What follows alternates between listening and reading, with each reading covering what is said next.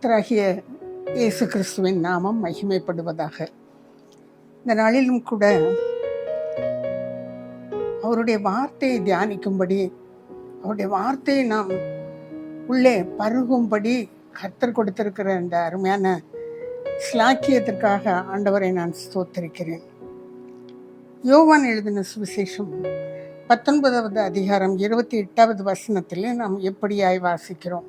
எல்லாம் முடிந்தது என்று இயேசு அறிந்து வேத வாக்கியம் நிறைவேறத்தக்கதாக தாகமாயிருக்கிறேன் என்றார். வேத வாக்கியம் நிறைவேறத்தக்கதாக தாகமாயிருக்கிறேன் என்றார். அகிலத்தையும் சர்வ உலகத்தையும் படைத்து ஆட்கொண்ட தேவன், அதை ஆளுகை செய்கிற தேவன், அதற்கு சொந்தக்காரர், இந்த பூமியிலே வந்தவர், சிலுவையிலே கடைசியாக எல்லாம் முடிந்து விட்டது, தான் எந்த நோக்கத்திற்காக அனுப்பப்பட்டோமோ, எதற்காக வந்தோமோ எல்லாம் முடிந்தது என்று அறிந்து, அப்பொழுதும் பாருங்கள், வேத வாக்கியம் நிறைவேறத்தக்கதாக தாகமாயிருக்கிறேன் என்று சொன்னார். அவர் பிறந்தது முதற்கொண்டு கடைசி வரை, அவர் உயிர்த்தெழும் வரை என்னென்ன நடக்கும், எப்படி நடக்கும், எப்பொழுது நடக்கும், எந்த வார்த்தையின்படி நடக்கும் என்றெல்லாம் எழுதப்பட்டிருக்கிறது. வேதாகமம் முழுவதுமாக எழுதப்பட்டிருக்கிறது.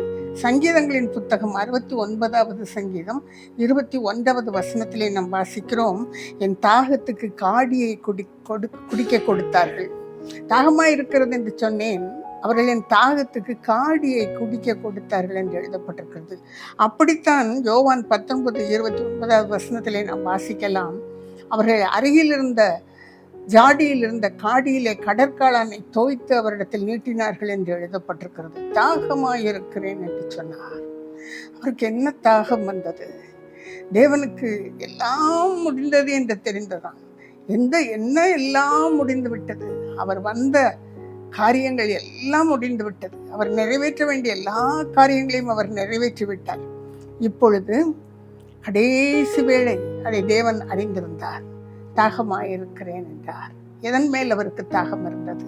பிரியமான தேவனுடைய பிள்ளையே, எதற்காக வந்தாரோ, எதற்காக அடித்து நொறுக்கப்பட்டாரோ, அவமானப்படுத்தப்பட்டாரோ, சிலுவை மரணத்தை சந்தித்தாரோ, ரத்தம் முழுவதையும் சிந்தினாரோ, அந்த இரத்தத்தின் வல்லமை கடைசி பரியந்தம், உலகத்தின் இறுதி பரியந்தம், கடைசி ஜீவன் இருக்கும் வரை அந்த இரத்தம் அந்த ஜீவனுக்காக போராடும். அந்த இரத்தம் அந்த ஜீவன்களுக்கு விடுதலை கொடுக்கும்படியாய், ஒரு மீட்பை கொண்டு வரும்படியாய் கர்த்தர் அந்த இரத்தத்தை சிந்தினார். அந்த இரத்தத்தை சிந்தும் பொழுது இது வீணாய் போவதில்லை, இது வீணாய் போவதில்லை, இது கடைசி வரை ரட்சிக்க போகிறது என்று சொல்லி அதன் மேல் அவர் தாகமாயிருந்தார். அதை ரட்சிக்க வேண்டும், ஆயிரம் கோடி ஜனங்களை ரட்சிக்க வேண்டும், வழி நடத்த வேண்டும், வாழ்க்கையில் விடுதலை கொடுக்க வேண்டும். இதன் மேல் அவர் தாகமாயிருந்தார். சத்ருவானவன் என்றைக்கு ஆதாம் ஏவாளோடு இடைப்பட்டு அவர்களை விழ வைத்தானோ, அவன் ஒவ்வொரு மனிதனோடும், ஒவ்வொரு குடும்பத்தோடும், ஒரு குடும்பத்தை கூட விட மாட்டான், ஒரு மனிதனை கூட விட மாட்டான். எப்படியாவது வாழ்க்கையை இழுத்து தள்ளி நாசப்படுத்தி அவர்களை தேவனை விட்டு பிரித்து பரலோக வாழ்க்கையை நோக்கி நடக்காதபடிக்கு எங்கேயாவது பாதாளத்திலே கொண்டு தள்ளி அழுத்தி விட வேண்டும். இதுதான் சத்ருவின் நோக்கம். அவருடைய நோக்கமோ அவருடைய கைகளில் இருந்து அவர்களை விடுவித்து பரலோகத்தை நோக்கி நடத்த வேண்டும். அதில் தாகமாயிருந்தார். நாம் யார்? அவருக்கு கோடி ஜனம் இந்த உலகத்திலே அழிந்து கொண்டே இருக்கிறது.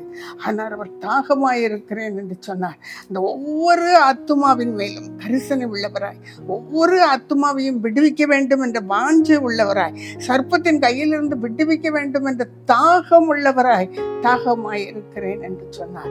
பிரியமான தேவனுடைய பிள்ளையே, வாழ்க்கையிலே நமக்கும் தாகம் அடிக்கடி வருவதுண்டு. வெயிலின் தாக்கம் மாத்திரமல்ல, வாழ்க்கையின் தாக்கத்தினாலும் தாகம் அடிக்கடி வருவதுண்டு.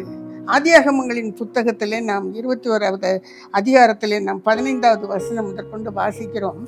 ஆகார் என்ற அந்த சகோதரி அவர்கள் கையில் இருந்த துருத்தியில் இருந்த தண்ணீர் முழுவதும் செலவழிந்த பின்பு, துருத்தியில் கொடுக்கப்பட்டிருந்த அந்த ஒரு தூர்த்தி தண்ணீரும் அவர்களும் பிள்ளையும் குடித்து செலவழிந்த பிறகு அந்த வனாந்திரத்திலே ஒரு சொட்டு தண்ணீர் அந்த துருத்தியிலே இல்லை. தாகம் எடுத்து பிள்ளையை சூறை செடியின் அடியிலே போட்டுவிட்டு இது சாவதை நான் பார்ப்பதில்லை என்று சொல்லி போய் நின்று அழுது கொண்டிருந்தார்கள். துருத்தியில் இருந்த தண்ணீர் எல்லாம் செலவழிந்து போயிற்று. வாழ்க்கையில சிறு வயதிலே பள்ளிக்கு விடுமுறை விட்டால் பெரிய விடுமுறையோடு உறவினர்கள் வீட்டுக்கு போவதுண்டு. அப்படி ஒரு அருமையான சித்தி ஒருவருடைய வீட்டிற்கு போகும் பொழுது அந்த நாட்களில் பாருங்கள், அவருடைய சேலை முந்தானியில் முனையிலே அப்பொழுதெல்லாம் காலனா அரையனா இதெல்லாம் பார்த்துருக்கிறீர்களோ தெரியாது, அதை முடிந்து வைத்திருப்பார்கள். அவர்களுக்கு 2 பிள்ளைகள் உண்டு. நானும் என் சகோதரியும் போயிருக்கும் பொழுது அந்த பிள்ளைகள் அம்மா அது வாங்கித்தாங்க இது வாங்கித்தாங்க ஏதாவது கேட்பார்கள். அப்படி கேட்கும் பொழுது சொல்லிக்கொண்டே இவர்கள் அந்த வைத்திருக்கிற அந்த கொஞ்சம் பைசா முடிந்து வைத்திருப்பார்கள், பத்திரமாய் சொருகி வைத்திருப்பார்கள். அதில் எப்படியாவது எனக்கும் என் சகோதரிக்கும் எதையாவது வாங்கி கொடுக்க வேண்டும், எதையாவது செய்ய வேண்டும், எப்படியாவது எங்களை சந்தோஷப்படுத்த வேண்டும். அப்படி ஒரு தாகம். அந்த தாகத்தை நினைத்து பார்க்கிறேன். இல்லாமையில் வறுமையில் அவர்களுக்கு எந்த உதவியும் மற்ற ஒரு சூழ்நிலையில் அந்த அவர்கள் சின்ன வேலை செய்வார்கள். என்ன வேலை தெரியுமா? அந்த பேப்பர் காகிதத்தை எடுத்து பையாக ஒட்டுவார்கள் கடைக்கு போடுவதற்கு. அவருடைய கை வேகத்தை பார்க்க வேண்டும், அவ்வளவு வேகமாய் அழகாய் பைகள் ஒட்டி கடைகளுக்கு போடுவார்கள். அதில் கிடைக்கிற அந்த காலனா அரையனா வரனா அதில் எங்களுக்கு செய்ய வேண்டும் என்ற அந்த தாகம், அந்த அன்பு, அந்த அன்பின் தாகத்தை என்னால் மறக்கவே முடியவில்லை. பிரியமானவர்களே, கர்த்தருடைய கிருபையினாலே அவருடைய பிள்ளைகள் இன்றைக்கு வசதியாக வாழ்ந்திருக்கிறார்கள் என்று அறிந்து சந்தோஷப்பட்டேன். அந்த தாகம், அதை காண்கிற தேவன் விட்டுவிடுவதில்லை, கைவிடுவதில்லை. அது யாராக இருந்தாலும் சரி. கர்த்தருடைய கிருபையினாலே ஆகாருக்கு துருத்தியில் இருந்த தண்ணீர் ஒரு சொட்டு இல்லாமல் செலவழிந்து போயிற்று. அப்படித்தான் சில வேளைகள்ல சில வீட்டில் அப்படியே தடவுவாங்க, தேடுவாங்க, எங்கேயாவது ஒரு ரூபாய் 2 ரூபாய் தெரியாம மறந்து வச்சிருக்க மாட்டோமான்னு தேடுவாங்க. எல்லாம் செலவழிந்து போகும். வாழ்க்கையிலே எல்லாவற்றையும் இழந்து போகிற ஒரு சூழ்நிலை இருக்கக்கூடும். அப்படி ஒரு தாகம். ஆனால் வாழ்விலே உத்தமமாக தேவனை மாத்திரம் நாம் பற்றிக்கொள்வோம் என்றால், இருதயத்திலே ஒரு தேவனை தேடுகிற ஒரு வாஞ்சையோடு மாத்திரம் நாம் வாழ்வோம் என்றால் கட்டாயமாக நாம் ஆசீர்வதிக்கப்படுவோம். பிரியமானவர்களே, தேவன் நம்மை கரம் பிடித்து உயர்த்தி எடுத்து நடத்துவார். இது ஒரு தாகம். வாழ்க்கையில இல்லாமல் போய்விடும் பொழுது வருகிற தாகம். சிலருக்கு ஒரு தாகம் வரும் பாருங்கள், அதிகமாய் வேலை செய்து அந்த செயல்களினால் வருகிற ஒரு தாகம். நாம் நியாயாதிபதிகளின் புத்தகம் 4வது அதிகாரம் 19வது வசனத்திலே ஒரு மனுஷன் இப்படியாய் சொல்கிறான். ஒரு சேனாதிபதி, சிசரா என்பது அவனுடைய பெயர். அவன் யாகேருடைய கூடாரத்திலே படுத்து கொண்டு சொல்கிறான், நான் தாகமாயிருக்கிறேன், எனக்கு தண்ணீர் தா என்று கேட்கிறான். நான் தாகமாயிருக்கிறேன். இஸ்ரவேலுக்கு விரோதமாக அந்த கானானிய சேனாதிபதி தன்னுடைய 900 இருப்பு ரதங்களோடு இறங்கி வந்து யுத்தத்தை நடப்பிக்கிறான். கர்த்தர் அவனுக்கு விரோதமாக யுத்தத்தை நடப்பிக்கிறான். ஏன்? கர்த்தருடைய பிள்ளைகளுக்கு விரோதமாக அவன் கரங்களை உயர்த்தினபடியினால், தேவனுடைய பிள்ளைகளுக்கு, தேவ ஜனத்துக்கு விரோதமாக அவனுடைய கரம் உயர்த்தப்பட்டபடியினாலே ஆண்டவர் அவன் கரத்தை தாழ்த்தி அவனுடைய இருப்பு ரதமே அவனுக்கு விரோதமாக மாறி, எதை பலன் என்று நினைத்தானோ அந்த இருப்பு ரதம் ஆற்று சகதிக்குள்ளே அப்படியே அழிந்து போனபடியினாலே வழி இல்லாமல் ரதத்தை விட்டு இறங்கி ஓடி தப்பிக்க போன இடத்துல தாகமாயிருக்கிறேன் என்று சொன்னான். அவளோ அவனுக்கு தண்ணீரை கேட்டான், பாலை கொடுத்தாள் என்று எழுதப்பட்டிருக்கிறது. கொடுத்து அவன் தூங்கும் பொழுது அவனுடைய நெற்றியிலே ஆணியை அறைந்து அந்த எதிரியை கொன்று போடுகிறாள். பிரியமான தேவனுடைய பிள்ளையே, வாழ்க்கையில தேவ ஜனத்துக்கு விரோதமாக, தேவ சபைகளுக்கு விரோதமாக, தேவ பிள்ளைகளுக்கு விரோதமாக வார்த்தைகளினால் மாத்திரமல்ல, கரங்களை உயர்த்தவே வேண்டாம். ஒரு நாளும் அவர்கள் என்ன தவறு நடந்து கொண்டிருந்தாலும், எதை காண்கிறோமோ, தவறு என்று உணர்கிறோமோ, தேவனுடைய சமூகத்தை நோக்கி பார்த்து, ஆண்டவரே ரட்சியும், ஆண்டவரே சந்தியும், தெரியாமல் இப்படி வழி தப்பி போகிறார்கள், கர்த்தாவே நீர் வழி நடத்தும் என்று சொல்லி தேவ ஜனத்துக்காக, தேவ சபைக்காக, தேவ ஊழியத்தை செய்கிற பிள்ளைகளுக்காக ஜெபிக்க வேண்டிய நிலைமையில் இருக்கிறோம். பிரியமானவர்களே, அதை விட்டு நாம் அவர்களை குற்றம் சொல்லி அழுத்தி போட்டு சிசராவை போல ஒரு முடிவுக்கு வர வேண்டாம். கர்த்தருடைய கிருபை தாகமாய் இருக்கிறேன் என்று சொல்லும் பொழுது நம்மை சந்திக்கிற சூழ்நிலையில் இருக்க வேண்டும். அதே வேளையில் நியாயாதிபதிகளின் புத்தகம் 15வது அதிகாரத்தில் நீங்கள் சிம்சோன் என்ற மனிதனை பாருங்கள். அவன் பெலிஸ்தருக்கு விரோதமாக பெலிஸ்தர் அவனை எதிர்த்து வந்த பொழுது ஒரு கையில ஒன்றும் கிடையாது, ஒரு கழுதை தாடை எலும்பை பச்சை எலும்பை கொண்டு 1000 பேரை கொன்று போட்டான். ஆனால் அவனுக்கும் தாகம் எடுத்தது. அவன் சொல்லுகிறான், இவ்வளவு பெரிய ரட்சிப்பை உடைய ஜனத்திற்கு நீர் கட்டளையிட்டீரே, இப்பொழுது நான் தாகத்தினால் சாக வேண்டுமா என்று கேட்கிறான்.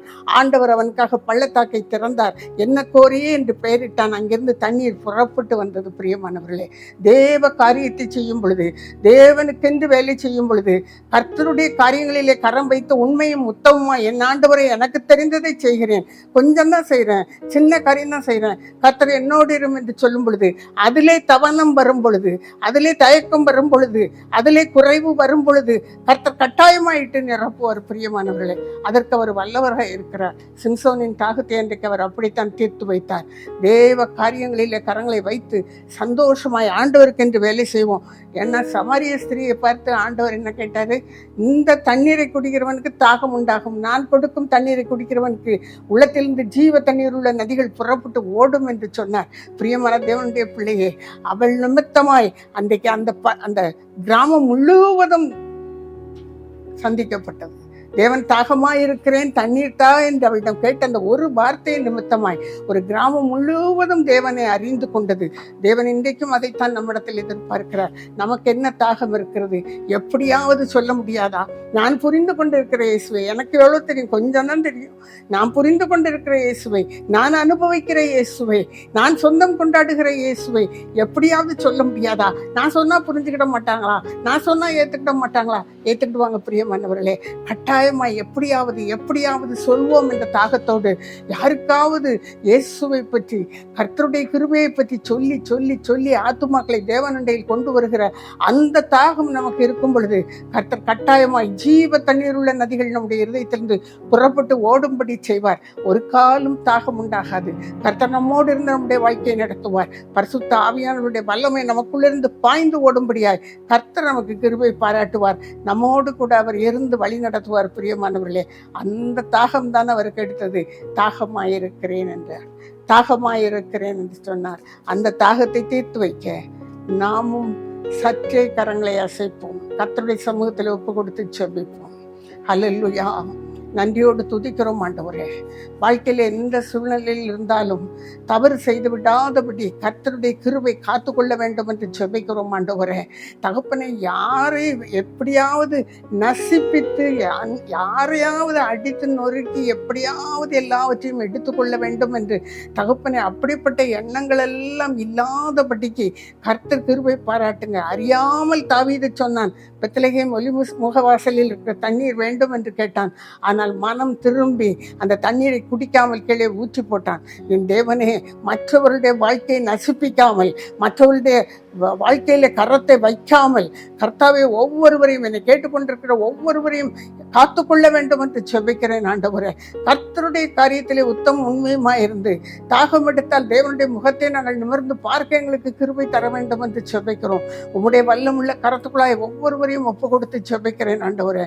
வாழ்க்கையிலே இல்லாமையினால் தாகத்தில் இருக்கிறவர், வேலை இல்லை, தகப்பனை பிள்ளை இல்லை, அதனால் அவமானம், தகப்பனை நொறுங்க நொறுங்க நொறுங்க தகப்பனை விரட்டப்படுகிற சூழ்நிலையில் இருக்கிற பிள்ளைகள் ஒவ்வொருவரையும் கர்த்தர் சந்திக்க வேண்டும் என்று உம்முடைய வல்லமுள்ள கரத்துக்குள்ளாய் அவருடைய தாகம் தீர்க்கப்பட வேண்டும் என்று கர்த்தருடைய கரத்துக்குள்ளாய் ஒப்பு கொடுத்து ஜெபிக்கிறேன். ஆசீர்வதியும் இயேசுவின் நாமத்தில் ஜெபிக்கிறேன் நல்ல பிதாவே.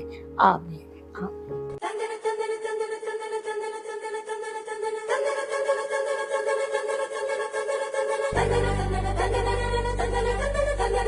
Thank you.